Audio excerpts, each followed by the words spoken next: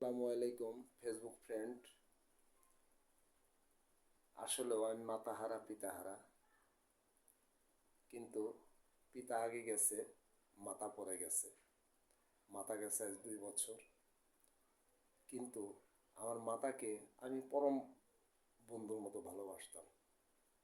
কিন্তু কখনোই আমার মাতাকে আমি বলতে পারিনি, মা, আই লাভ ইউ মা, আমি তোমাকে ভালোবাসি।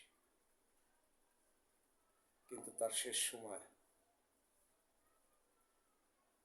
আমি তাকে হুইল চেয়ারে বসিয়ে দোকানে নিয়ে গেছি, চা খাওয়াইছি, পরোটা খাওয়াইছি, খাবারটা আমি হাতে তুলে মুখে উঠাই দিছি।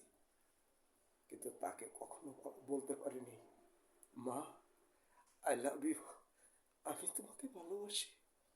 কখনোই মুখ দিয়ে বলতে পারিনি। তবে আজ বুড়া বয়সে আমার ভিতরে বিশাল এক যন্ত্রণা, সে যন্ত্রণা আমি ছাড়া